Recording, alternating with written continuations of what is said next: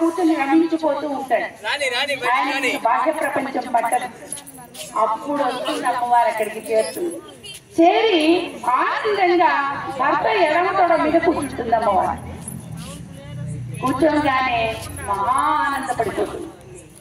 ఆ ఆనందం ఆవిడ ఆపుకోలేక చూడండి, ఆనందం ఆపుకోలేక ఆ తామర పుష్పంలో మధ్య భాగాన్ని దుద్దు ఉంటుంది చూసారా, అక్కడ తన ఎడమ కాలి బొట్టన వేలుతో కలుస్తుంది. కదపంగానే బ్రహ్మాండమైన అమృతం పుడుతుంది. ఆ అమృతం జాలు వారుతుంది.